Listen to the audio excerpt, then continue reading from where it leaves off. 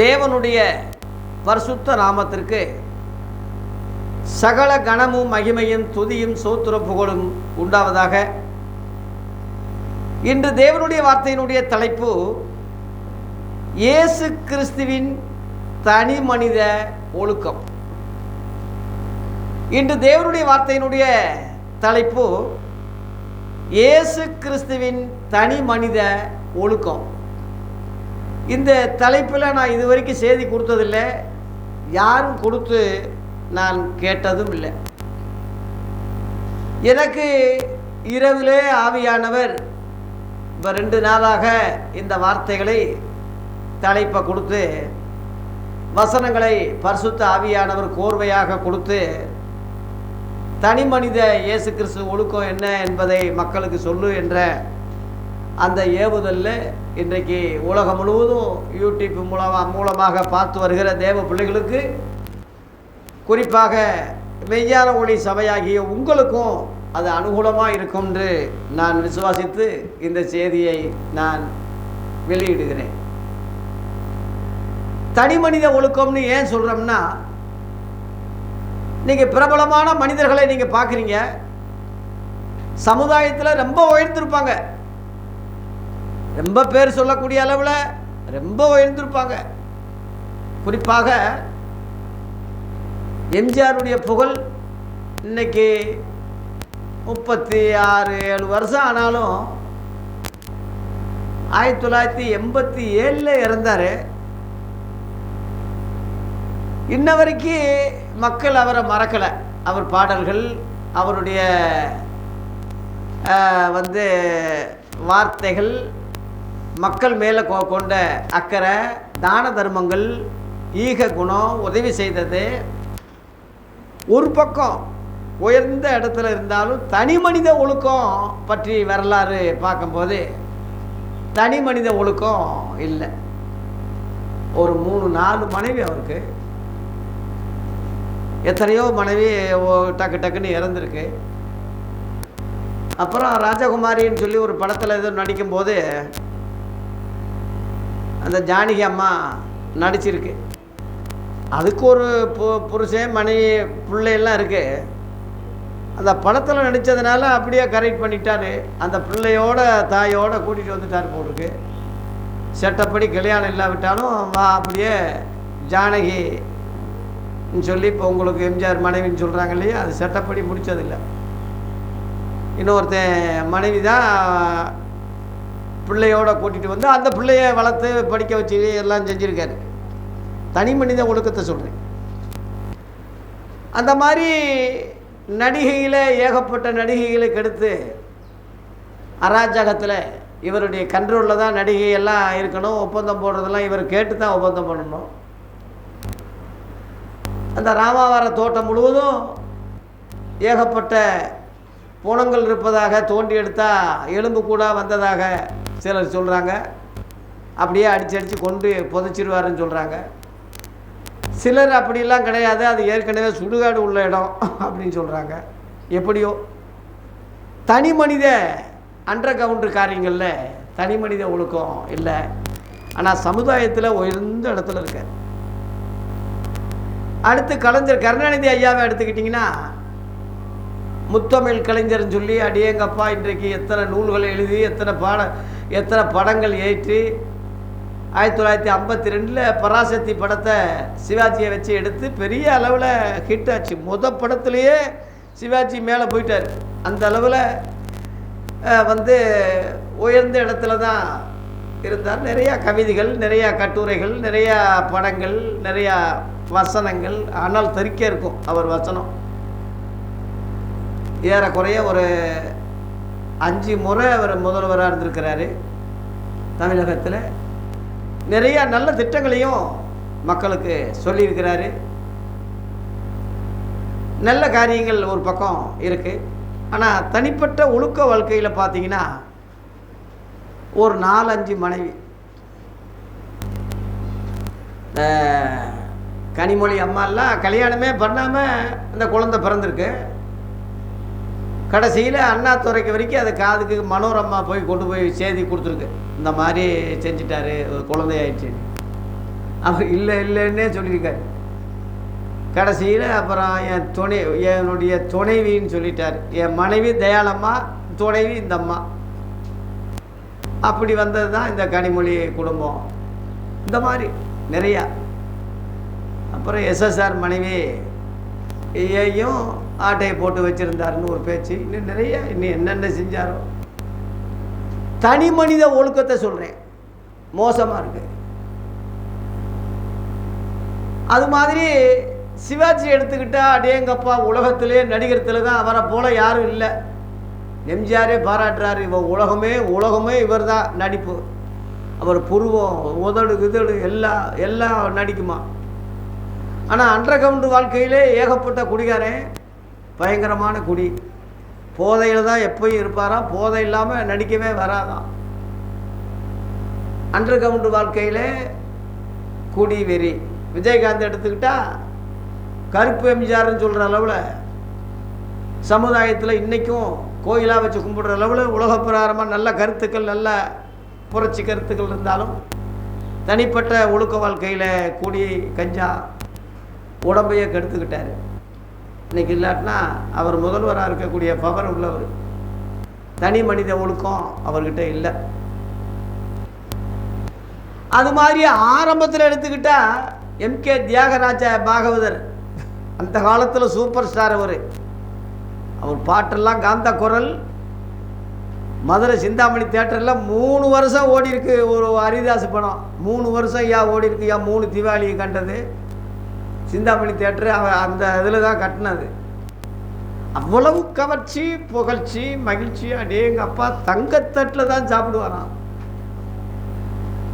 பன்னீரில் தான் குளிப்பாராம். அவரை போல வாழ்ந்ததே இல்லைன்னு சொல்கிறாங்க. அந்த அளவில் பணக்காரன், கோடீஸ்வரன் இந்த காலத்தில்.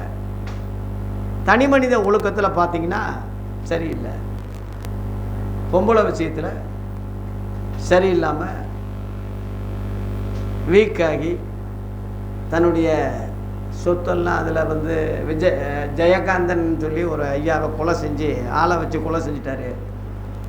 அது போலீஸில் தெரிஞ்சு போச்சு வெளியே. இவரோட சேர்ந்தவர் என்எஸ் கிருஷ்ணன். அவங்களுக்கு கேஸ் ஆயிடுச்சு, கொலை கேஸ் ஆயிடுச்சு. உள்ள ஜெயிலுக்கு போயிட்டார். 3 வருஷம் சிறை. அப்புறம் அப்பீல் போய் அப்புறம் விடுதலை ஆனாங்க. அதோட மார்க்கெட்டு போயிடுச்சு. என்எஸ் கிருஷ்ணனும் அவரோட சேர்ந்து போய் அவர் அதோட கேட்டார். என்எஸ் கிருஷ்ணனும் டாப்பில் இருந்தவர் தான். கொடை வள்ளல், தான தர்மத்தை சொல்லி கொடுத்ததே எம்ஜிஆருக்கு அவர் தான். நகைச்சுவையிலேயே நல்ல கருத்துக்களை மக்களுக்கு சொல்லக்கூடிய கலைவாணர் என்று பட்டம் உள்ள ஒரு புரட்சியாளர் அவர். ஆனால் பார்த்தீங்கன்னா தனி மனித ஒழுக்கம் சரியில்லை. பொம்பளை காரியங்களில் நம்ம எம்எஸ் சுப்புலட்சுமி, நம்ம மதுரைக்கார அம்மா மேலே தான் ஆசைப்பட்டு அது ஆட்டையை போட்டு கடைசியில் கொலையே ஒருத்தன் ஜெயகாந்தன் ஒரு பத்திரிக்கை எழுதியிருக்கிறாரு. கிசு செய்தி வரும்ல, அந்த மாதிரி எழுதியிருக்காரு. அதில் அவர் டென்ஷன் ஆகி ஆளை வச்சு குத்தி கொண்டுட்டாங்க. கடைசியில் விசாரணையில் இவர் தான் சொல்லவும் தண்டனை ஆயிடுச்சு. அப்புறம் அங்கங்கே அப்பீல் போய் 3 வருஷம் வெளியே வந்தாலும் அப்புறம் அந்த மார்க்கெட் இல்லை. கடைசியில் ரொம்ப பரிதாபமாக 2 கண்ணும் தெரியாமல் ரொம்ப சொத்தெல்லாம் போய் ரொம்ப கஷ்டமாகி திருச்சி அகிலாண்டபுரமாக இது அங்கே தான் அவங்க சொந்த ஊராக. அந்த அந்த ஆற்று பக்கத்தில் அனாதி பணமாக கடந்திருக்காரு, கண்ணு தெரியாமல். இந்த காலத்தில் சூப்பர் ஸ்டார். தனி மனித ஒழுக்கத்தை சொல்கிறேன். அதனால் சந்திரபாபு எடுத்துக்கிட்டிங்கன்னா அவர் ஒரு கிறிஸ்டின் தான். ஆனால் சினிமாவில் கொடிகட்டி நல்ல நகைச்சுவையில் ரொம்ப உயர்ந்தவர். அவர் வீட்டு மேலே மாடியிலேயே கார் நிற்குமா. அந்த அளவில் பணக்காரர், வசதி, நல்ல டாப்பில் இருந்தவர். தனி மனித ஒழுக்கத்தை பார்த்தா குடி வெறி, 24 மணி நேரம் போதை, கஞ்சா, பொம்பளை விஷயத்துலேயும் சரியில்லை.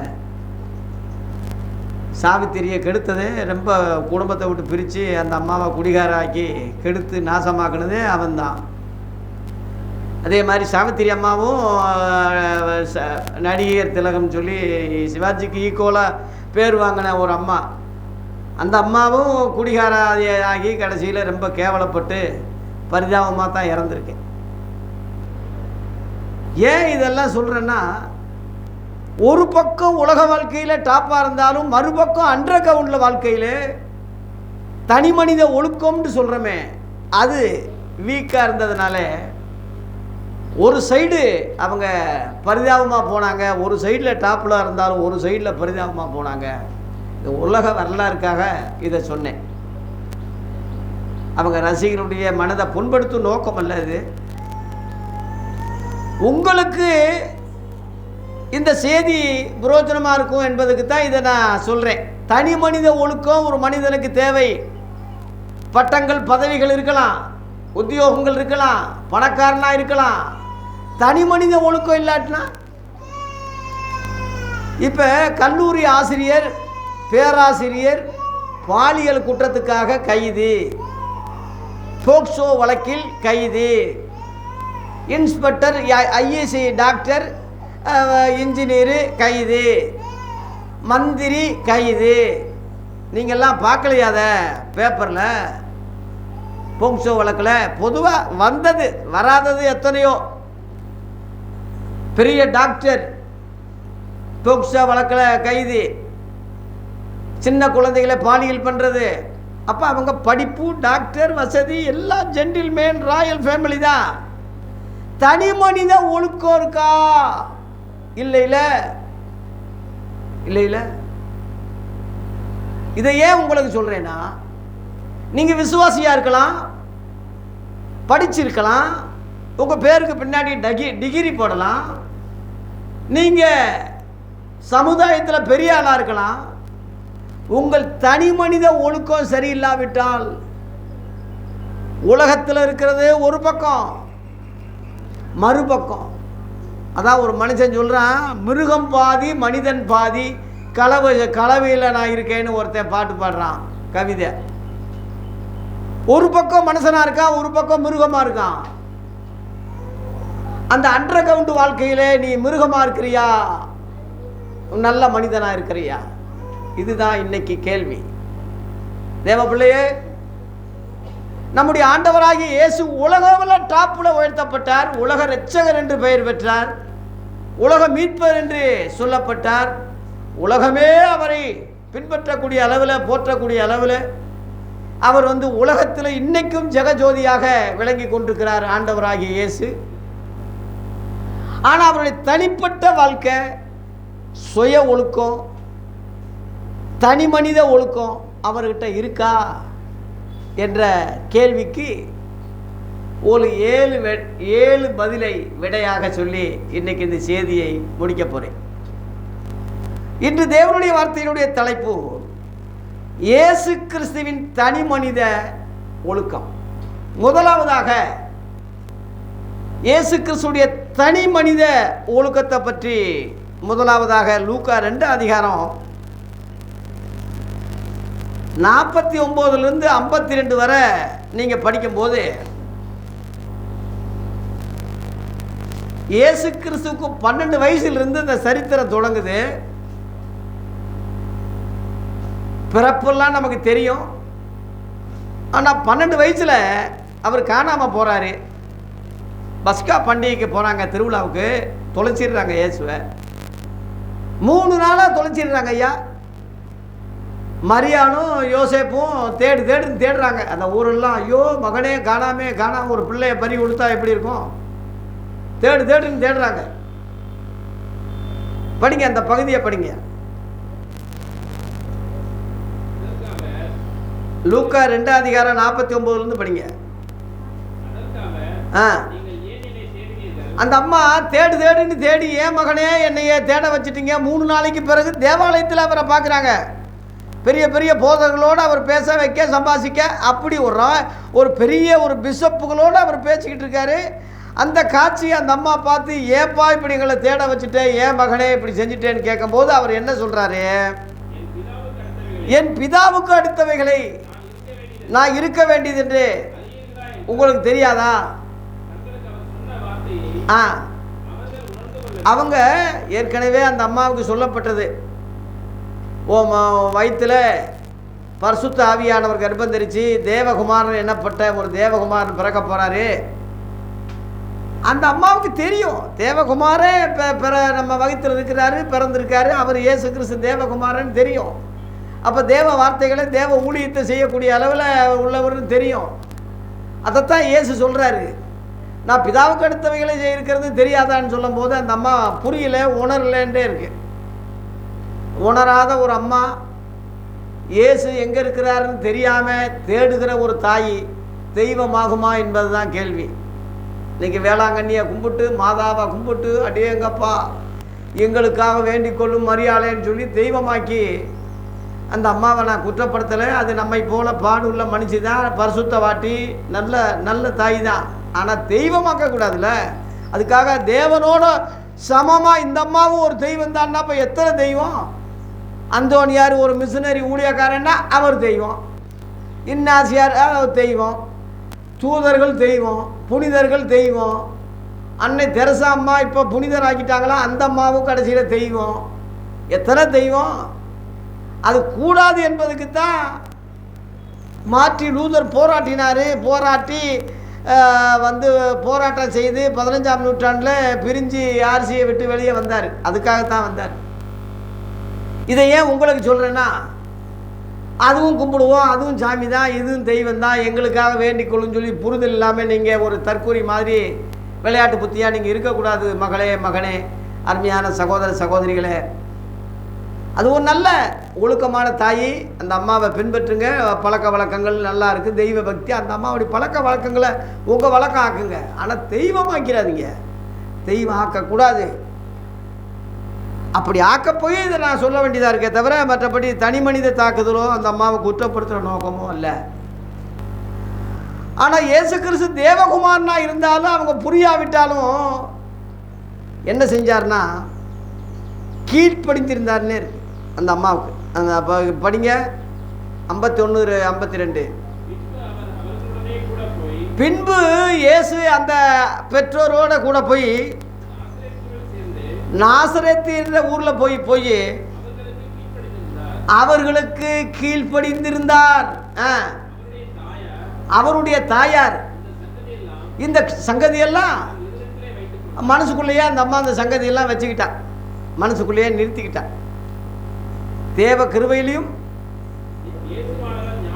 இயேசுவானவர் ஞானத்திலும் நல்ல வளர்த்தி நல்ல வளரக்கூடியதிலும் தேவ கிருபையிலும் மனுஷர் தயவிலும் அதிகமாய் அவர் உயிர்த்தெழுந்ததுக்கு காரணம் பெற்றோருக்கு கீழ்ப்படிந்திருந்தார். அவர் தேவகுமாரனாக இருந்தாலும் பெற்றோருக்கு மரியாதை கொடுத்தார், கீழ்ப்படிந்தார். லேலுயா. முதல் பாயிண்ட் தான். அதாவது நீ என்ன எனக்கு என்ன நான் தேவகுமாரே உனக்கு நான் என்ன கீழ்ப்படியணும்னு அவர் சொல்லலை. ஒரு சாதாரண ஒரு மனிதர்கள் தான், ஆனால் அவங்க பெற்றோர்கள் என்ற அந்தஸ்தில் இருக்கிறதுனால கீழ்ப்படிந்திருந்தார். தேவகுமாரன் தேவனுக்கு சமமானவர். ஆதியிலே தேவனோடு இருந்த மகிமை உள்ள அந்த தேவகுமாரன் சாதாரண மனிதர்களுக்கு கீழ்ப்படிந்திருந்தார். காரணம் அவங்க பெற்றோர்கள். லேலுயா. இதை ஏன் உங்களுக்கு அழுத்தி சொல்கிறேன்னா, உங்கள் பெற்றோர் எவ்வளோ மோசமாக இருந்தாலும், உங்களை கவனிக்காமல் போனாலும், உங்களுக்கு ஒரு உதவியும் செய்யாமல் படிக்க வைக்காமல், உங்களுக்கு கல்யாணம் பண்ணி வைக்காமல், உங்களுக்கு எந்த வீடு வாசல் செஞ்சு கொடுக்காம அனாதியாக விட்டாலும் கூட அவன் உங்கள் பெற்றோர். அவங்களுக்கு மரியாதை கொடுங்க, கீழ்ப்படிங்க. பணம் கொடுக்காதனால எங்கள் அப்பாவோட நான் பேச மாட்டேன், எங்கள் அப்பா என் வீட்டுக்கே வரக்கூடாது, என் வீட்டுக்கு வந்தாலும் விரட்டி விட்டுருவேன்னு ஒரு அம்மா சொல்லுது. ஒரு மக தகப்பனை சொல்லுதுயா. கொடுக்காவிட்டாலும் ஒன்றும் இல்லாவிட்டாலும் உன்னைய பெற்று வளர்த்து உருவமாக்கி இந்த உலகத்தில் நடமாட விட்டுருக்காரு, அந்த நன்றி போதாதா? இன்றைக்கி நீ இவ்வளோ வசதியாக இருக்கிறதுக்கு உன் அப்பா வளர்ப்பு தானே காரணம். என் பாப்பா கிடச்சினதில்லை, சின்ன பிள்ளையாக இருக்கும்போது கிடச்சதில்லை, கரண்ட் இல்லாமல் போச்சு, கொசு தொல்லை பயங்கரமாக இருக்குது. விடிய விடிய கரண்டே வரல. இன்றைக்கி பாப்பா எப்படி தூங்கும்?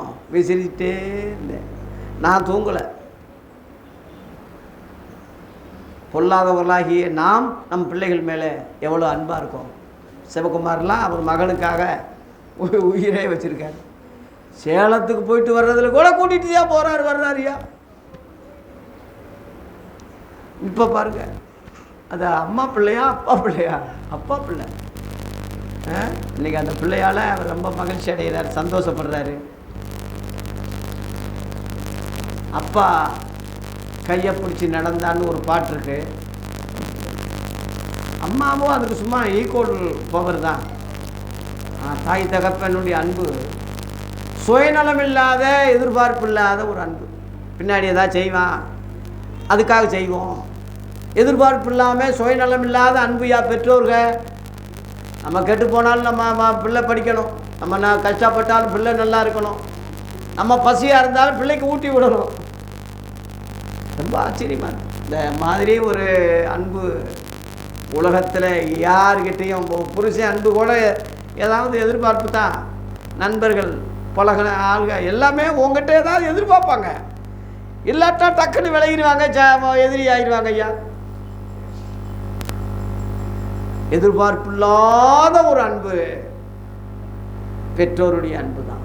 அதுக்கு நீ துரோகம் பண்ணக்கூடாது, அதுக்கு நீ எடுதல் பண்ணக்கூடாது. இன்னைக்கு கோயிலில், அழகர் கோயிலையும்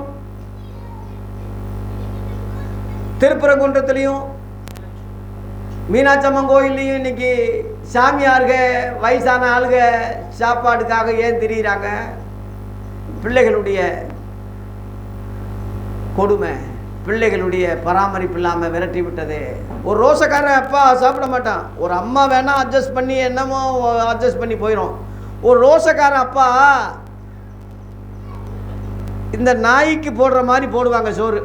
சி போ இந்த சோறு அப்படின்னு நாய்க்கு போடுவாங்கள்ல சோறு, அந்த மாதிரி பெற்றோர்கள். உனக்கு என்ன வயசான கழுத, இந்தா ஓரமாறு, இந்தா அந்த சாப்பிட்டு போ. ஒரு பெற்றோர் அப்படி இருக்கும்போது ரோசக்கார தகப்ப இருக்க மாட்டான். எங்கள் ஊரில் ஒரு ஐயா வயசானவர் இந்த மாதிரி ரோசக்காரர் ரயிலில் விழுந்து செத்துட்டார். இதே ரயிலில் வேகமாக போய் விழுந்துட்டார். தற்கொலை பண்ணிடுவாங்க சில பெற்றோர், கொஞ்சம் ரோசக்காரங்க. சில ஆளுங்க சாமியாராக போயிடுவாங்க, அங்கே போய் நல்லா வேலைக்கு சாப்பிட்டு நிம்மதியாக தூங்கிட்டு. இதே சொல்கிறேன்னா, பெற்றோர்களை கலங்க விடாதீங்க, கண்ணீர் சிந்த விடாதீங்க. உங்களை கண்டிப்பாக பாதிக்கும். பெற்றோர்கள் கண்ணீர் விட்டால் அந்த சாபம் நிச்சயமாக பாதிக்கும்.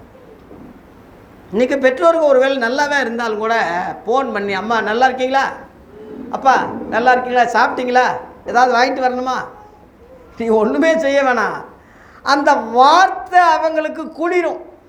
ஆஹா, என் பிள்ளையா என் மேலே இவ்வளோ பாசமா அக்கறையா, நீ ஒன்றும் செய்ய வேணாம் ஐயா. அந்த வார்த்தை அவங்களுக்கு உலகமே காலில் வந்து விழுந்த மாதிரி இருக்கும், மகிழ்ச்சி. தயவு செய்து பெற்றோர்களை கனம் பண்ணுங்க. எத்தனையோ வாக்குத்தத்தங்கள் இருந்தாலும், எத்தனையோ கட்டளைகள் இருந்தாலும், பவுல் சொல்கிறான் எபேசியர் 6:1 வாக்குத்தத்தமுள்ள முதலாம் கற்பனைன்னு சொல்கிறான். இந்த வசனத்தை படிங்க.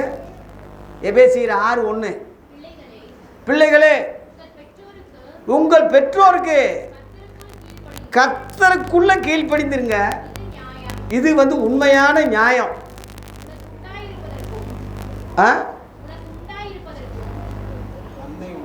நன்மை, உனக்கு நன்மை உண்டாயிருப்பதற்கும். பாயிண்ட், பூமியிலே உன் வாழ்நாள் நல்லா இருக்கணும்னா உன் தகப்பனையும் உன் தாயையும் கனம் பண்ணு. தகப்பன் என்ற வார்த்தை முதல்ல வருது, தாய் என்ற வார்த்தை ரெண்டாவது வருது. ஏன் அப்படின்னா, உங்களை பெக்கிறது அம்மா இல்லை, அப்பா தான்.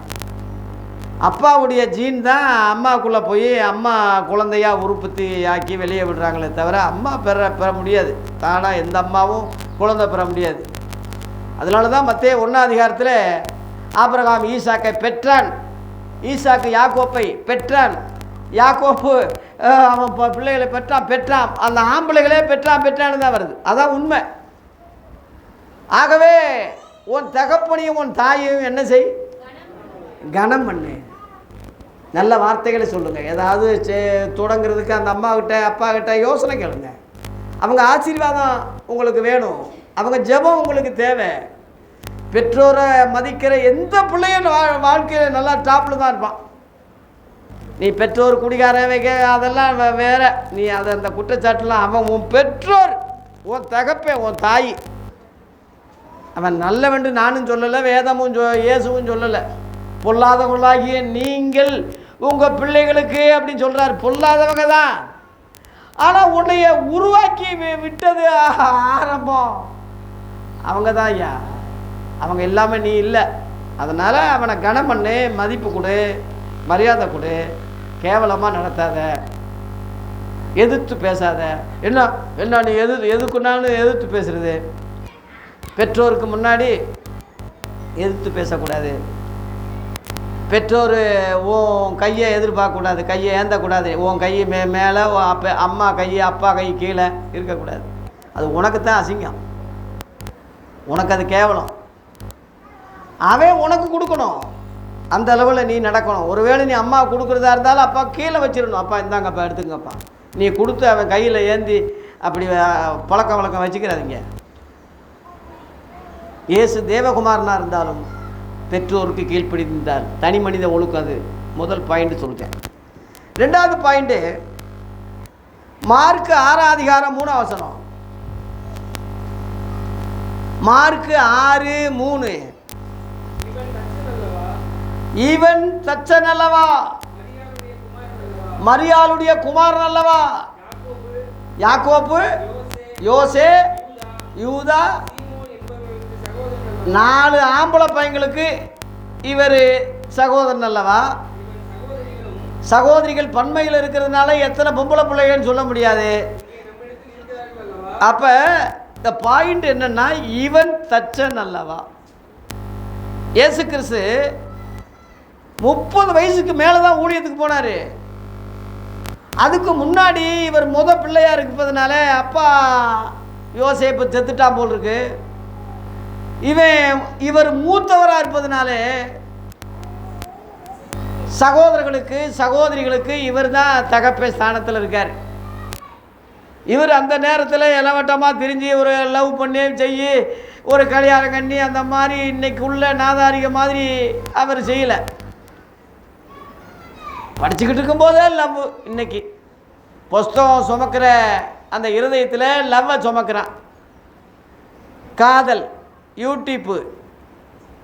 சகோதரிகளே, மகளிர் கோர்ட்டில் நீங்கள் போய் பார்த்தீங்கன்னா எத்தனையோ பொம்பளை பிள்ளைங்க பாவம் வாழ்க்கையை துறைச்சிக்கிட்டு குழந்தையோடு நின்று டைவர்ஸுக்காக ஏங்கிக்கிட்டு இருக்கு.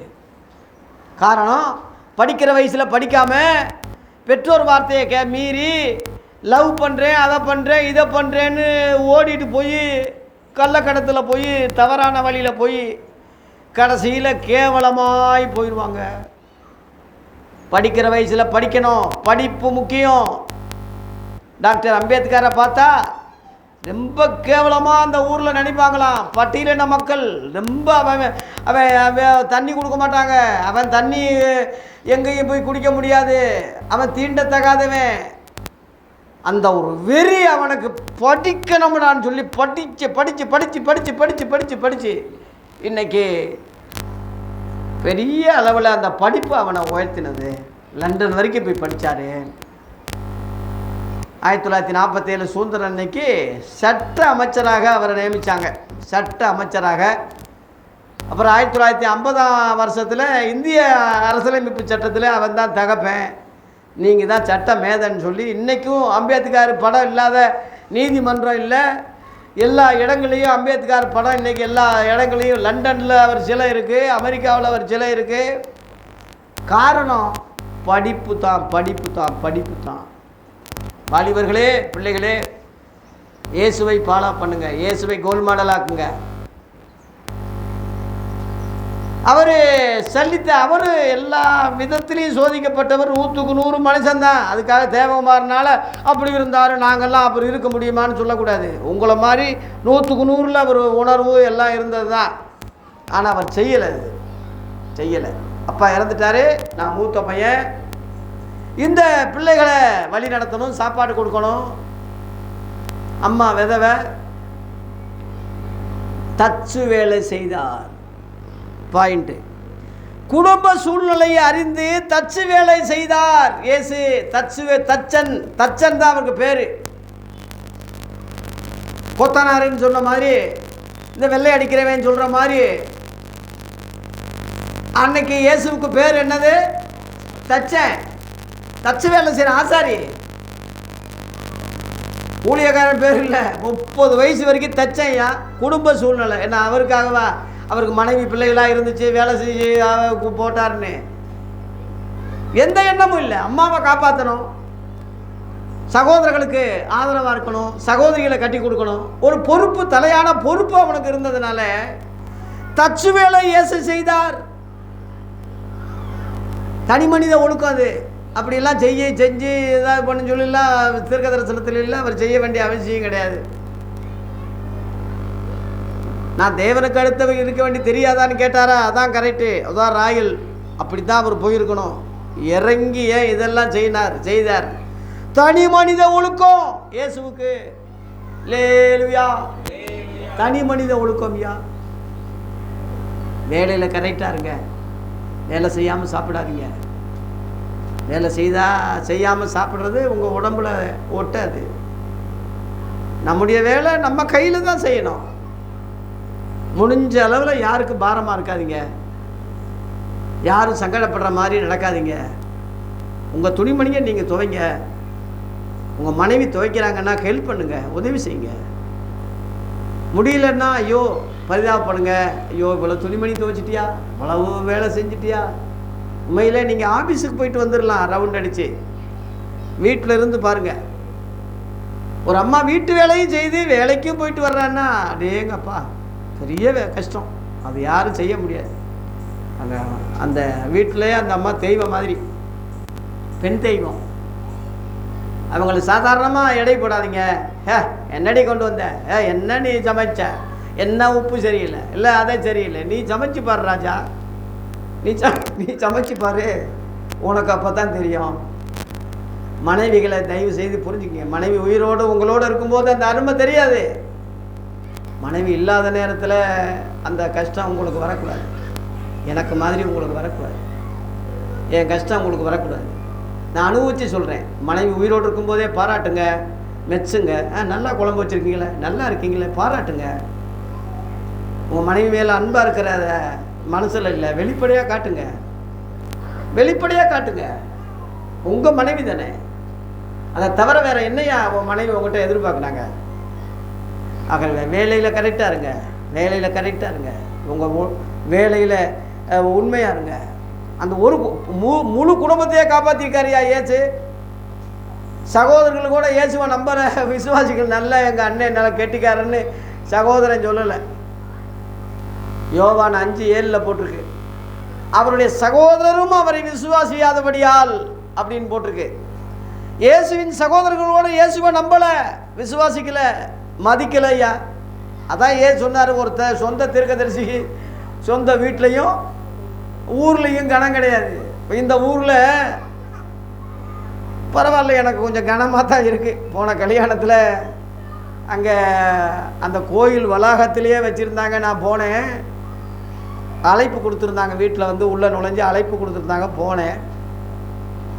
அந்த ஐயா என்னை வந்து அழைப்பு கொடுத்தவர் காலில் கும்பிடுறாரு. விழுந்து சால்வை போட்டு காலில் வச்சு கும்பிட்டு, அவ்வளோ பெரிய ஒரு மனுஷன். அவர் டாக்டர் பட்டம் வாங்கினவர், இந்த ஊர்லேயே பெரிய ஜோசியர், பட்டிமன்ற ராஜாலாம் நேரடியாக வர்றாரு.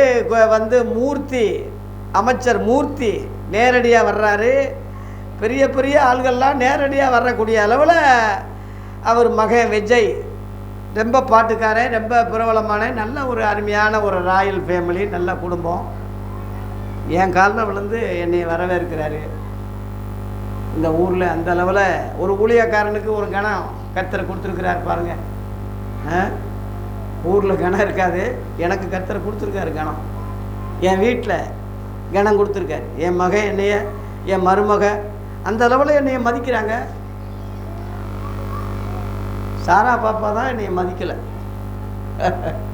ஏன்னா 12 வயசு பாப்பா, சின்ன பிள்ளை தானே, சின்ன பிள்ளை தானே. இன்னும் போக போக நல்லா வந்துடும். நல்லா ஊழியக்காரியா, பாட்டுக்காரியா, நல்ல ஆராதனைக்காரியாக வரணும். என் மகன் என் மருமக கிட்ட அப்படி நடந்துக்கிறேன். நான் அவங்க நல்லவங்கன்னு சொல்கிறத விட நான் அப்படி நடக்கிறேன். அவங்க நல்லவங்களா ஆக்க நான் அப்படி முயற்சிக்கிறேன். மருமக கெட்டவெல்லாம் நல்லவளா இருப்பதற்கு மாமனார் தான் மாமியார் தான் காரணம். நீ நடந்து கொள்கிற முறையில் உனக்கு மரியாதை மதிப்பு தானே வரும். தனி மனித ஒழுக்கம் சொல்கிறேன். ஆகவே வேலையில் கரெக்டாக இருங்க. இப்போ என் வேலையில் இன்னும் கரெக்டாக இருக்கேன். ரிட்டையர்ட் ஆகிட்டேன். ரிட்டையர்டு வயசு ஆயிடுச்சு. விசுவாசிகள்லாம் எனக்கு உதவி செய்யுங்க, நான் தின்னுக்கிட்டு இருக்கேன். நான் அப்படி இல்லை, இன்னும் ஓடிக்கிட்டு இருக்கேன். அறந்தாங்கிக்கு போய் ஊழியம் செஞ்சுட்டு வந்தேன். போன வாரம் ஐயா அவர்கள் சிறப்பாக ஆராதனை, அன்றைக்கி சிவகுமார் பேசக்கூடிய வாரம், அவரும் கைவிட்டார். ஐசக்கு அவரும் கைவிட்டார். நானும் கைவிட்டேன். எல்லாரும் கைவிட்டாலும் கர்த்தர் உங்களை கைவிடலை. சாலமோன் ஐயாவை கொண்டு நடத்தினார். அவர் தண்ணியில் தள்ளி விடப்பட்ட மாதிரி தான், தத்து புத்துன்னு வீழ்ச்சி அடித்து வெளியே வந்து தானே ஆகணும். ஐயோ யாரும் இல்லை, அப்படி தள்ளி விடப்பட்டார். ஏற்கனவே அவருக்கு பயிற்சி கொடுத்து நல்லா வர்றதுக்கு கழுவுற மீனில் நழுவுற மாதிரி போய்கிட்டு இருந்தார். இப்போ கடைசியில் கர்த்தரே பயன்படுத்திட்டார். இன்றைக்கி நீங்கள் தான் ஆராதனைன்னு சொல்லி ஆராதனை அற்புதமாக நடத்தினார். தாளந்துகளை புதைக்கக்கூடாது. கர்த்தர் கொடுத்த தாளந்துகளை பயன்படுத்துங்க. உங்கள் வேலையில் கரெக்டாக இருங்க, வேலையில் உண்மையாக இருங்க. சில ஆஃபீஸில் பார்த்தீங்கன்னா சாப்பாட்டு நேரத்தில் ஃபேன் ஓடிக்கிட்டே இருக்கும். காரணம் என்ன? ஆஃபீஸ் கரண்ட் புல்லு தானே, நமக்கு என்னென்னு இருப்பான். உண்மை உள்ளவங்க எல்லாம் ஆஃப் பண்ணிடுவாங்க, வந்த உடனே தான் போடுவாங்க. தனி மனித ஒழுக்கம் தேவை. குடும்ப சூழ்நிலையை அறிஞ்சு தச்சு வேலை செய். தேவகுமாரன் ஐயா வேலை செய், தச்சு வேலை. பவுல் சொல்கிறான், இந்த கைகளினாலே வேலை செய்து சாப்பிட்டேன். எனக்கும் என்னோடு இருந்தவர்களுக்கு இந்த கூட முடிகிற வேலை தான் வேலை செஞ்சேன் சொல்கிறான். அந்த காலத்தில் எவன் தசாம்பாகம் காணிக்க கொடுத்தான். ஏதோ நம்ம சபை சின்ன சபையாக இருந்தாலும் நீங்கள் என் விசுவாச பிள்ளைகள் என்னை அறிஞ்சு இங்கே கூகுள் பேயில் அனுப்புகிறீங்க, என் நம்பருக்கு சில காணிக்க அனுப்புகிறீங்க, சில காரியம் கொடுக்குறீங்க, சட்டை துணிமணியெல்லாம் கொடுக்குறீங்க. படுக்கிற பெட்டு முதற்கொண்டு ஒரு சகோதரர் வாங்கி கொடுத்துருக்கிறார். படுக்கிற பெட்டு முதற்கொண்டு அந்த அளவில் என்னை நேசிக்கிறீங்க, அன்பு செலுத்துகிறீங்க. ஆனாலும் நான் வேலை செய்ய ஆசைப்பட்றேன். இன்னும் ஊழியம் செய்யணும், இன்னும் ஊழியம் செய்யணும், அங்கே போகணும், இங்கே போகணும், இன்னும் வேலை செய்யணும். இதை வச்சு அனுபவித்து சாப்பிட்றதுக்கு இல்லை. அதுக்கு தான் இப்போ வண்டி இப்போ ஆண்டவர் கொடுத்துருக்கார். நான் முன்னாடி வச்சுருந்த வண்டி சரியாக எனக்கு வயசான காலத்தில் அது இழுத்தடிக்க முடியல. 2-3 தடவை கீழேயே விழுந்துட்டேன். சைலன்ஸில் ஒரு தடவை இதாகி, கையில் ஒரு தடவை இதாகி, அப்புறம் என் பையனுக்கு கொடுத்துட்டேன். அவன் கொஞ்சம் அதில் இந்த ரூபா கொடுத்தான். அங்கிட்டு இங்கிட்டு பரட்டி ஆண்டவர் கிருபையில் ஒரு நல்ல வண்டியை, ஒரு சின்ன வண்டியை சூட்டியை வாங்கி கொடுத்துருக்கேன். ஆண்டவர் வாங்கி கொடுத்துருக்கிறார். அது வேறு வகையில் இந்த காசை வேறு வகையில் வட்டி இல்லாமல் கட்டுறது. எப்பயுமே நான் வட்டி இதெல்லாம் விரும்ப மாட்டேன். 20,000 ரூபா வருது வட்டி மட்டும். அதனால் வேறு ரூட்டில் அதை இது பண்ணி வட்டி இல்லாத கடனை போல் இங்கிட்டு கட்டுறது, அந்த பக்கம் கட்டிக்கிடுவோம்னு அந்த வகையில் யாருக்கும் நான் கடங்காரம் கிடையாது, அடிமை கிடையாது. அப்பப்போ ஊழிய தேவைகளை அற்புதமாக சந்திக்கிறார், குறையில்லாமல் சந்திக்கிறார். அவர் எவ்வளவு நல்லவர். அல்லேலூயா. எனக்கு உதவி செய்கிற தாங்குகிற உங்களை நூறத்தனையாய் ஆசீர்வதிப்பார். உங்கள் ஆவிக்குரிய தகப்பனுக்கு நீங்கள் செய்ய வேண்டிய கடமைகளை கரெக்டாக செய்கிறீங்க.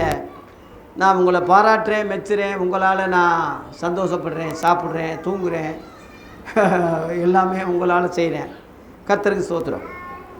3வது பாயிண்ட்டு, அரசுக்கு செய்ய வேண்டிய வரியை கட்ட சொன்னார் இயேசு. தனி மனித ஒழுக்கம் இது. இதெல்லாம் பிரசங்கம், ஊழியம், இதெல்லாம் தேவகமாக, இதெல்லாம் அவசியம் இல்லை.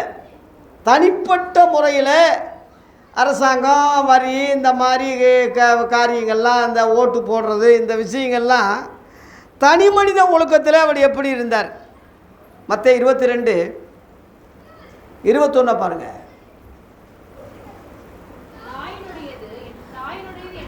ராயனுடையது என்றார்கள். அதற்கு அவர், அப்படியானால் ராயனுடையதை ராயனுக்கும் தேவனுடையதை தேவனுக்கும் செலுத்துங்கள் சொல்ல. ராயனுடையதுன்னா அரசாங்கத்துக்கு வரி கட்ட வேண்டியது இருக்குது, ஓட்டு உரிமை நமக்கு இருக்குது, ஓட்டு போடணும், தீர்வை செலுத்தணும்.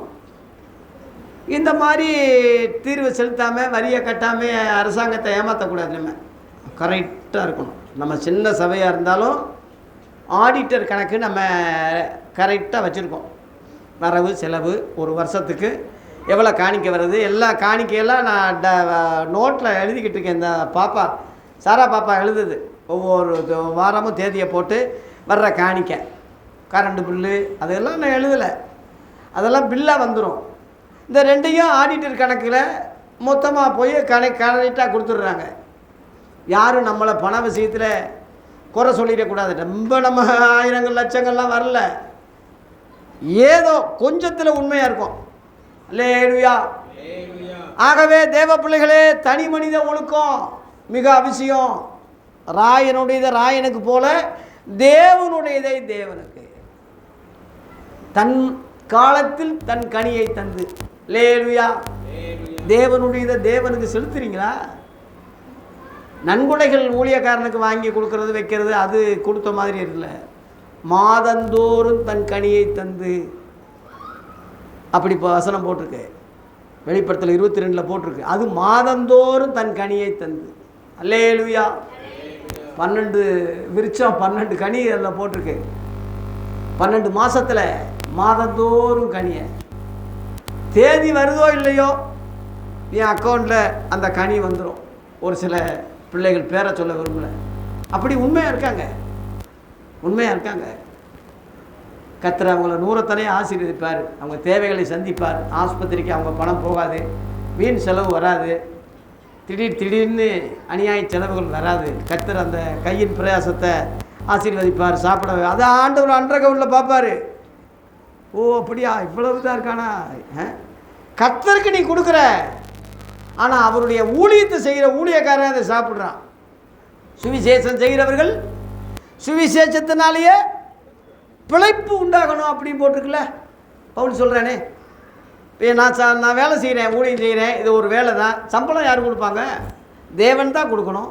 அந்த தேவன் யாரை ஏவுறாரோ, யாரை பயன்படுத்துகிறாரோ அவங்கள கொண்டு அதை நடத்துகிறாரு. அவங்கள கர்த்தர், அவருக்கு கீழ்ப்படுகிறதுனால அவங்கள கர்த்தர் ஒருபோதும் கைவிட மாட்டார், கரண்டில் வச்சுருப்பார். அல்லேலூயா. இயேசுவுக்கு கூட ஒரு தடவை வரி கட்ட சொல்லுவாங்க. மத்தேயு 17:24 வரி கட்ட சொல்லி ஒரு நிர்பந்தம் வரும்.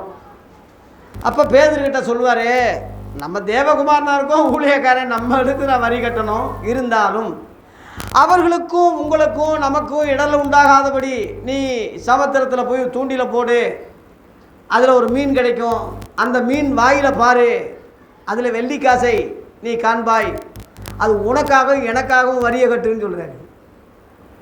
பார்த்தீங்களா? அதனால் வரி கரெக்டாக, தீர்வு வரி, குழாய் வரி, வீட்டு வரி, கரண்டு பில்லு எல்லாமே கரெக்டாக தனி மனித ஒழுக்கம்.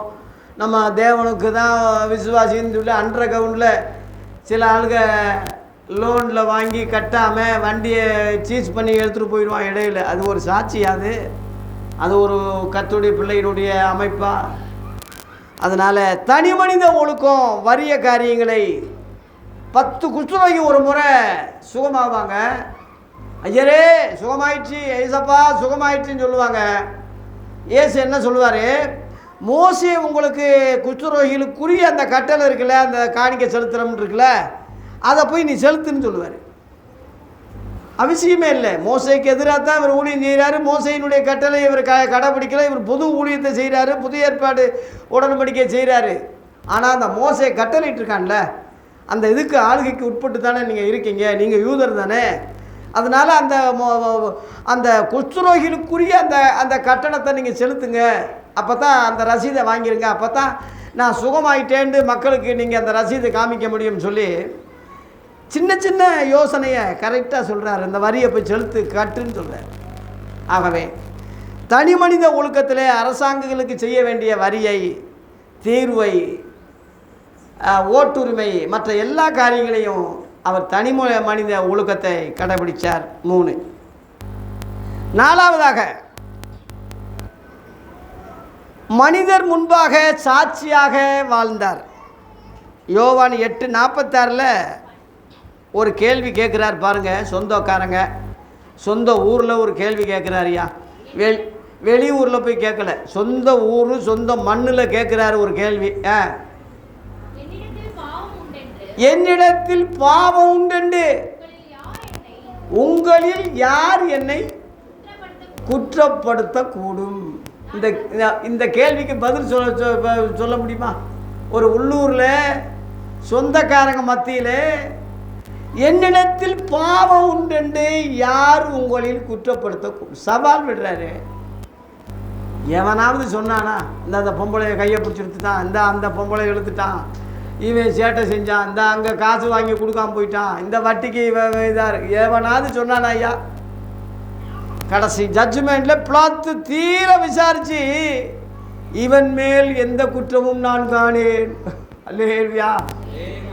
அதான் ஃபைனல் விசாரணை. என்னென்ன குற்றம் சாட்டோ அதெல்லாம் சொன்னால் தான் சிலுவையில் அறிஞ்சு கொள்ள முடியும். முடிஞ்ச அளவில் அள்ளி விடுறாங்க ஐயா. பொய் சாட்சியெல்லாம் கொண்டு வந்து சொல்கிறாங்க. ஒவ்வொரு பிளாத்து ஆராய்ச்சி பண்ணி எல்லாம் பார்க்குறான்.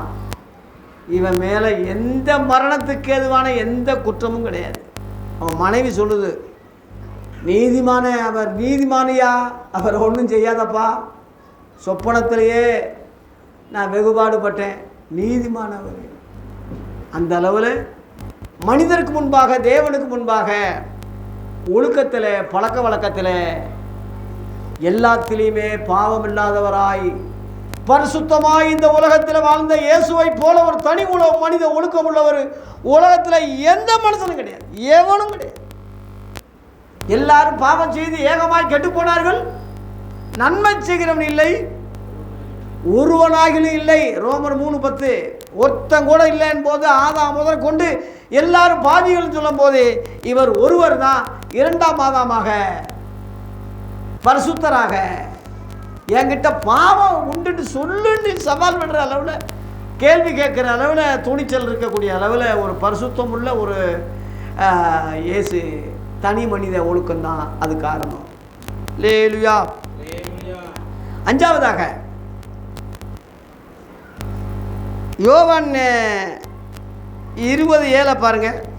இயேசு உயிர்த்திலிருந்து சிலுவில் போட்டு பிள்ளாத்த நிறைய ஒப்பு கொடுத்துட்றான். குற்றம் இல்லாத ரத்தத்தை கையை கழுவி கொடுத்துட்றான். சிலுவில் போட்டு அரைஞ்சி கொன்னுடுறாங்க. 3ஆம் நாள் இயேசு அந்த 3 நாள் வரைக்கும் காவல் உள்ள ஆவிகளுக்கெல்லாம், பழைய ஏற்பாட்டு ஆவிகளுக்கெல்லாம் பிரசங்கம் பண்ணிவிட்டு 3 நாள் கழித்து 3ஆவது நாள் உயிர் தள்ளுறாரு. உயிர் தள்ளும்போது ஐயோ அப்பான்னு ஓடாமல், ஜெயிலில் விட்டு வெளியே வந்த மாதிரி ஓடாமல், அது படிங்க, அதை சீலைகள் கிடைக்கிறதையும் அவருடைய தலையில் சுற்றி இருந்த, அதாவது துணி, சீலைன்னு சொல்கிறத விட சுற்றி இருந்த துணி, மற்ற துணிகளோடு கூட வைத்திராமல் தனியாக அந்த துணியை சுருட்டி வச்சிருக்கிறதை அந்த பேதுரு அதை பார்க்குறான். அந்த காட்சியை நான் இதிலிருந்து என்ன சொல்ல வர்றேன்னா, அந்த தனியை சுருட்டி தனியாக ஒழுங்காக அந்த துணிமணியை வச்சது யார் சொல்லுங்க? யார் வச்சுருப்பாங்க? இயேசு வச்சு. வீட்டிலிருந்த பிறகு கூட எல்லாம் துணிமணி அகலாக போட்டு ஓடாமல் அந்த நேரத்தில் கூட அவர் துணிமணியை ஒழுங்காக இது பண்ணி அதெல்லாம் வச்சு தனியாக அதை நீட்டாக எல்லாம் அடக்கம் பண்ணி எல்லாம் இது பண்ணிவிட்டு அப்புறம் தான் வெளியே போகிறாரு. தனி மனித ஒழுக்கத்தை சொல்கிறேன். அப்புறம் எந்த அளவில் அவர் வாழ்ந்திருக்கணும், ஜென்டில் மேலே எந்த அளவில் துணிமணியை உடிச்சு எந்த அளவில் வாழ்ந்திருக்கணும். சில பொம்பளைகளை, சில சகோதரிகளை வீட்டில் போய் பார்த்தா அதை அவங்கள கண்டுபிடிச்சிடலாம். கிச்சனில் பார்த்தா இன்னும் அதை கூட கண்டுபிடி அலங்கோலமாக இருக்கும்.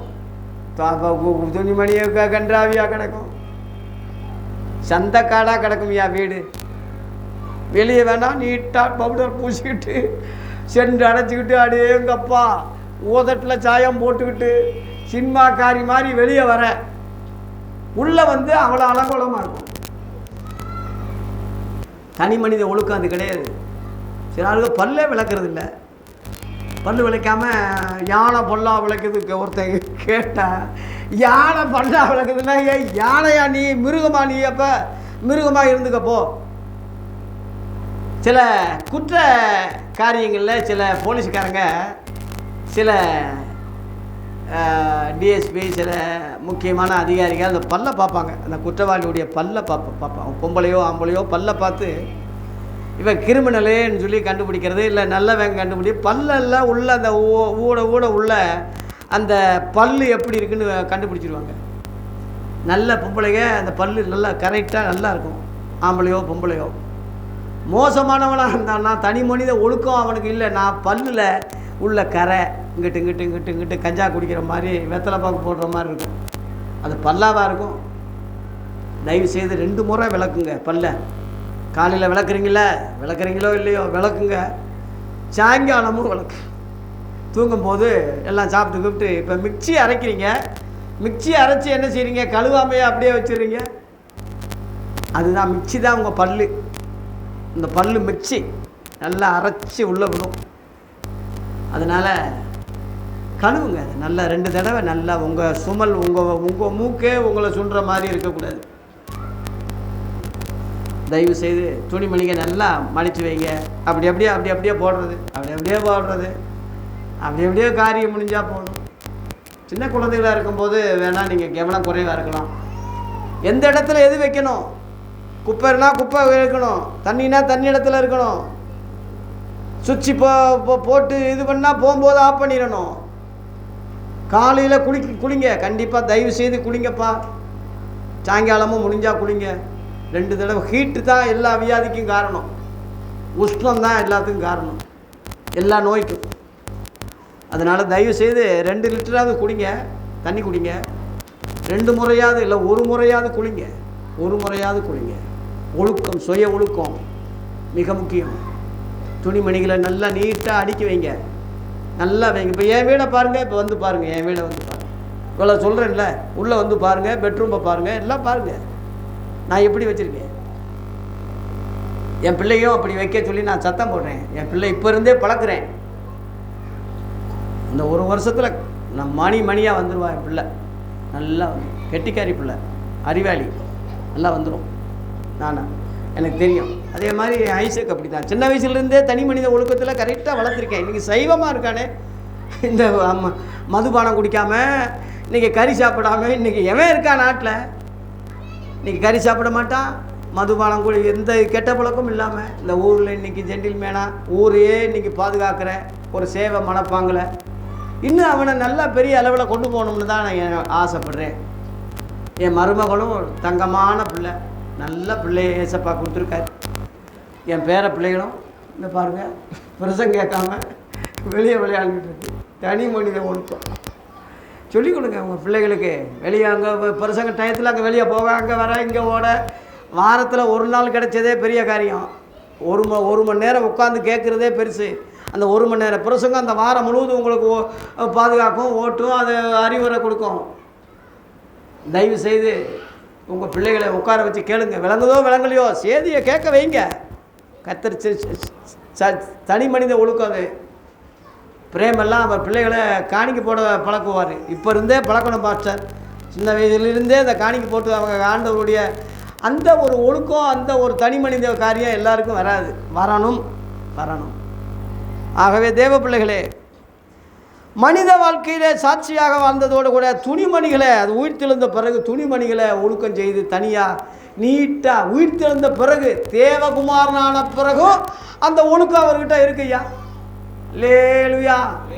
மனசனாக இருக்கும்போது மட்டும் ஒழுங்காக இருந்தார்ல. தேவகுமாரனாகி உயிர்த்தெழுந்த பிறகு பலமாய் ரூபிக்கப்பட்டு சாத்தானை ஜெயித்தாலும் அவர் துணிமணியை அப்படியே கத்திரகுலமாக போட்டு போகாமல் தனியாக ஒழுக்கமாக அதை மடித்து தனியாக வச்சேன். தயவு செய்து உங்கள் உடை நீட்டாக ட்ரெஸ் பண்ணுங்கள். கோயிலுக்கு வரும்போது எப்படி வரணும்? ஒரு அதிகாரியை பார்க்கும்போது, ஒரு வேலைக்கு போகும்போது எப்படி போகிறீங்க? அப்படி வாங்க. சர்ச்சுக்கு போகும்போது எந்த அளவில் உயர்ந்த ட்ரெஸ்ஸோ அதை போடுங்க. முடிஞ்ச அளவில் ஒயிட்டோட வெள்ளையில் வர முயற்சி பண்ணுங்கள். உங்களை பார்த்த உடனே என்ன நினைப்பாங்க? ஓ ஞாயிற்றுக்கிழமை ஞாயிற்றுக்கிழமையா உங்களை பார்த்த உடனே டக்குன்னு போயிட்டு பார்த்த உடனே ஆராதனைக்கு போகிறாங்களா, அந்த உடை உங்களை சொல்லும். இப்போ ஸ்கூலுக்கு போகிற பிள்ளைகளுக்கு அந்த யூனிஃபார்ம் பார்த்த உடனே யூனிஃபார்ம் போட்டாச்சா ஸ்கூலா, அந்த மாதிரி. இது ஒரு ஸ்கூல் தான், இது ஒரு பள்ளிக்கூடம் தான். யூனிஃபார்ம் என்னது, ஒயிட் அண்ட் ஒயிட்டு இந்த யூனிஃபார்ம். அதனால் கந்தரகோலமாக வராமல் ஏதோ கைலி கட்டிக்கிட்டு சிலர் வருவாங்க, கைலி கட்டிக்கிட்டு. அதனால் நீட்டாக ட்ரெஸ் பண்ணி சர்ச்சுக்கு ஒழுக்கமாக கரெக்டாக வாங்க, நேரத்துக்கு வாங்க, நேரத்துக்கு வாங்க. அல்லேலூயா. ஆறாவதாக, வழக்கத்தின்படியே அவர் தேவாலயத்துக்கு சென்றார். லூக்கா 4:16 பாருங்க. அவரெல்லாம் கோயிலுக்கு போக வேண்டிய அவசியம் இல்லை, ஏன்னா அவரே தேவகுமாரன், தேவாலயத்திலையும் பெரியவர் என்று அவரே சொல்லிக்கிட்டாரு. அப்படிப்பட்டவர் ஏன் எழுத்தின்படி கோயிலுக்கு போனாரு? படிங்க. தாம் வளர்ந்த ஊராகிய நாசரேத்துக்கு இயேசு வந்து, கவனிங்க இந்த பாயிண்ட், வழக்கத்தின்படி ஓய்வு நாளில் ஜெப ஆலயத்திலே பிரவேசிக்கிறார். அல்லேலூயா. வழக்கத்தின்படி என்ற வார்த்தையை, அதுதான் தனி மனித ஒழுக்கம் சொல்றது. சபை கூடி வருவதில்லை, சிலர் விட்டு விடுவது போல நாமளும் விட்டு விடக்கூடாது என்று எபிரேயர் 10:25 சொன்ன அந்த ஆதி அப்போஸ்தலருடைய அறிவுரையின்படி எந்த சூழ்நிலையிலையும் சபையை கூடுதலை விடாதீங்க. ஏதாவது தவிர்க்க முடியாத விஷயம்னா அதை கர்த்தர் அறிவார். முடிஞ்ச அளவில் ஆராதனையை விடாதீங்க. யூடியூப்பில் பிரசங்கம் கேட்டாலும் இந்த மாதிரி லைவில் கேட்குற மாதிரி வராது, இந்த மாதிரி கரண்டில் கேட்குற மாதிரி வராது. அதனால் தேவ பிள்ளைகளே, இந்த செய்தி உங்களை பாதுகாக்கும், நல்லொழுக்கப்படுத்தும், உங்களை உயர்த்தும், உங்களை ஆசீர்வதிக்கும். இந்த செய்தி உங்களை பரலோகம் வரைக்கும் கொண்டு போகும்யா. உலகம் எல்லாம் நம்ம சம்பாதிச்சது எல்லாம் நம்ம கூட வராது. இந்த பிரசங்கம், இந்த செய்தி உங்களை பரலோகம் வரைக்கும் கொண்டு போகும். சாதாரணமாக நினைக்கிறீங்க. அல்லேலூயா. நான் சொன்ன வசனமே அவனை கடைசி நாளில் நியாயந்திருக்கும், வானமும் பூமியும் ஒளிந்து போகும், என் வார்த்தைகளோ. அந்த வார்த்தை தான் இன்னைக்கு உங்களுக்கு துணிச்சுக்கிட்டு இருக்கு.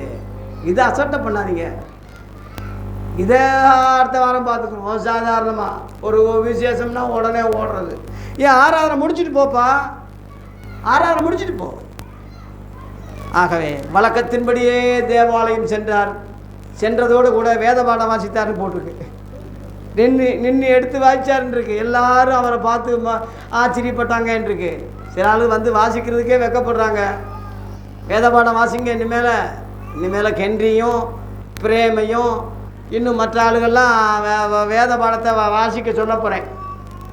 வாரம் வேத பாடம் வாசிக்கிறோம்ல, சிறப்பு வேத பாடம் வாசிக்க சொல்ல போகிறேன். ஐயா இப்போ இன்றைக்கி வாசித்தார். உங்களுக்கு பெரிய பைபிளுங்க, பெரிய எழுத்து பைபிள் சென்னையிலேருந்து ஒரு அம்மா கொடுத்து விட்ருக்காங்க நம்ம சபைக்கு பொறுப்பாக. பெரிய எழுத்து, நல்லா படிக்கலாம். ஏசி எழுந்து படித்தாருன்னே இருக்குது. ஒழுங்காக கோயிலுக்கு போனார். தனி மனித ஒழுக்கம். 7வது சொல்லி முடிக்கிறேன். இத்தனைக்கும் காரணம் என்ன? கடைசி பாயிண்ட் சொல்லி முடிக்கிறேன். இத்தனைக்கும் காரணம் என்ன? தனி மனித ஒழுக்கத்துக்கு இத்தனைக்கும் அவர் அண்டர் கவுண்டர் எத்தனைக்கும் காரணம் என்ன? தனி மனித ஒழுக்கத்துக்கு காரணம் என்ன? லூக்கா 5:16 படிங்க. லூக்கா 5:16. அவரோ வனாந்தரத்தில் தனித்து போய் ஜெபம் பண்ணி கொண்டிருந்தார். தனி ஜெபம் தனி ஒழுக்கத்துக்கு ரொம்ப தேவை. இயேசுவினுடைய வாழ்க்கையில் அவரோ அப்படின்னா இத்தனை அற்புதம் செய்கிறாரு, இவ்வளோ அடையாளம் செய்கிறாரு, இவ்வளவு பேர் அவரை கொண்டாடுறாங்க, பாராட்டுறாங்க. இது போதுமிடான்னு இல்லாமல் இப்படி இருந்தாலும் தனிப்பட்ட அண்டர் கிரவுண்ட் வாழ்க்கையில் யாருக்கும் தெரியாமல் தனித்து போய் என்ன செய்தார்? தனி ஜெபம் தேவை. தனி ஒழுக்கம் தேவைப்படுறதுக்கு தனி ஜெபம். எல்லாரோட சேர்ந்து இல்லை, தனியாக உட்காந்து ஒரு அரை மணி நேரம் 1 மணி நேரம் தனியாக உட்காரு சாமி. விசுவாசிகளே, பொம்பளைகளே, பிள்ளைகளே, உங்களுக்கு சொல்கிறேன், தனியாக உட்காருங்க. சின்ன குழந்தைகள்லாம் ரொம்ப நேரம் உட்கார முடியாது. ஒரு 5 நிமிஷம், ஒரு 10 நிமிஷம் உங்கள் வாழ்க்கை தலைகீழாக மாறும். இந்த 5 நிமிஷம் தலைகீழாக மாறும். தனியாக உட்காருங்க. வீட்டை பூட்டிடுங்க, யாரும் இருக்கக்கூடாதுங்க. வாலிப பிள்ளைகளே, உங்களுக்கு சொல்கிறேன், தனியாக ஒரு 5 நிமிஷம் சொல்கிறேன், 10 நிமிஷம், 1 மணி நேரத்தை சொல்லலை, ஒரு 5 நிமிஷம் 10 நிமிஷம் பெண்களே ஆண்களே உங்களுக்கு சொல்கிறேன், தனியாக உட்காந்து தனியாக கண்ணை மூடி இப்போ ஐயோப்பா தோத்திரம் அதெல்லாம் ஒன்றும் சொல்லாதீங்க. தனியாக ஸ்தோத்திரம் பண்ணி மனசுக்குள்ளேயே ஸ்தோத்திரம் பண்ணிக்கிட்டே அப்படியே இருங்க. தியானம், அதுக்கு பேர் தனி ஜெபம். தனி ஒழுக்கத்துக்கு ரொம்ப தேவை அது. அது செஞ்சு பாருங்கள். லூக்கா 5:12 படிங்க, நான் முடிக்கிறேன். 6:12.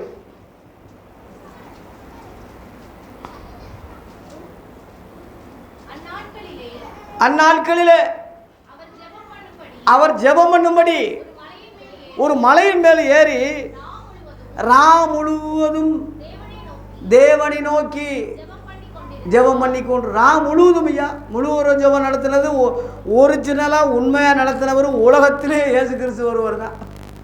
நீங்கள் முழுவதும் ஜெபம் சொல்லி 10 மணிக்கு ஆரம்பிக்கிறார், 2 மணிக்கு முடிக்கிறான் ஐயா. இவன் கேட்டால் முழுவதும் ஜெபமா? முழுசாக ஜெபிச்சது இயேசு ஒருவர் தான். முழுவதும் தனியாக தேவனோடு. நம்மளால் முடியுமா? முடியாது. ஒரு மணி நேரமாவது என்னோடு கூட விழித்திருக்கக்கூடாதான்னு தான் கேட்குறாரு. ஏன் அது கூட செய்ய அவர் 24 மணி நேரம் உட்காந்து ஜெபிக்கிறாருன்னா, உங்களை என்னைய கர்த்தர் கேட்குறது ஒரு மணி நேரமாவது என்னோடு கூட விழித்திருக்கக்கூடாதா? 1 மணி நேரம் தான் கேட்குறாரு. தயவு செய்து உங்கள் வாழ்க்கையை தலைகீழாக மாற்றும். நீங்கள் கொடுக்குற காணிக்கை வர்றது அது எல்லாமே ஒரு பக்கம் இருக்கட்டும். இந்த 1 மணி நேரம் ஜெபிக்கிறது எல்லாத்தையும் தாண்டி மேலே உங்களை கொண்டு போயிடும். தரிசனங்கள் கொடுக்கும், வசனங்கள் ஆண்டவர் பேசுவார். உங்களோட தேவன் நேரடியாக அந்த வசனம் மூலமாக இடைபடுறத பார்ப்பீங்க. எடுத்த காரியம் நடக்கும். கர்த்தர் சித்தமானது வாய்க்கும். ஒரு குறையும் வராது. நெறி, நல்ல ஒழுக்கம், அன்ற கவுனில் பரிசுத்தம், இதெல்லாம் தனி ஜெபத்தில் தான் கிடைக்கும். நான் தனியாக எவ்வளோ நேரம் இருக்கேன்னு நான் சொல்ல மாட்டேன், பெருமை ஆயிரும், சொல்ல மாட்டேன். நான் சொல்கிறத நீங்கள் உங்களுக்கு சொல்கிறத 1000 முறை நான் செய்கிறேன். என் வாழ்க்கையில் எப்போதும் அந்த பிரசன்னத்திலே இருக்கேன். தனி நேரத்தை நான் ரொம்ப விரும்புவேன். தனி நேரத்தை ஆண்டவருக்காக பயன்படுத்திக்கிடுவேன். இவ்வளோ பிரசங்கம், இவ்வளோ யூடியூப்பு, இவ்வளவெல்லாம் அந்த தனி ஜபத்தில் வர்ற அந்த வசனங்கள், கிருபை, அந்த விளக்கங்கள் தான். நீங்கள் நம்ம செய்தியை ரொம்ப பேர் ஃபாலோ பண்ணுறாங்க, ரொம்ப பேர் பின்பற்ற ஆரம்பிச்சிட்டாங்க. புதிய ஏற்பாடு சத்தியத்தை அநேகர் இன்றைக்கி வரவேற்க ஆரம்பிச்சிட்டாங்க. கொஞ்ச காலத்தில் நம்ம எழுப்புதல் உலக அளவில் பரவும். சொல்கிறேன், கேட்டுக்குங்க. அல்லேலூயா. இந்த மெய்யான ஒளியிலிருந்து, இந்த சத்தியமூர்த்தியிலிருந்து சத்தியம் உலகமெல்லாம் பரவிக்கிட்டு இருக்கு என்ற அந்த செய்தியை நீங்கள் கேட்பீங்க, நீங்கள் பார்ப்பீங்க. தேவன் இந்த சிறு மந்தையை ஆசீர்வதித்து உலக அளவில் பெருக செய்வார், ஆசீர்வதிப்பார். தனி ஒழுக்கம் தேவை, தனி ஜெப மிக தேவை. இந்த செய்தியை நிறைவு செய்ய போகிறேன். இயேசு கிறிஸ்துவின் தனி மனித ஒழுக்கம் என்ற தலைப்பில் முதலாவது அவர் தேவகுமாரனாக இருந்தும் பெற்றோருக்கு கீழ்ப்படிந்தார். 2வது குடும்ப சூழ்நிலையை அறிந்து தச்சு வேலை செய்தார். 3வது அரசுக்கு செய்ய வேண்டிய வரியை அவர் தேவகுமாரனாக இருந்தாலும் கட்ட சொன்னார், கட்டினார், அவருக்காகவும் கட்டினார். 4வது மனிதர் முன்பாக என்கிட்ட பாவம் உண்டு என்னன்னு சொல்லுங்கன்னு சொல்லி சாட்சியாக சவால் விட்டார். 5வதாக துணிமணிகளை ஒழுங்காக உயிர்த்தெழுந்தாலும் உயிர்த்தெழுந்த இயேசு கூட அந்த தனி மனித ஒழுக்கத்தை கடைபிடித்தார். துணிமணியை சுருட்டி தனியாக கரெக்டாக வச்சுருந்தார்.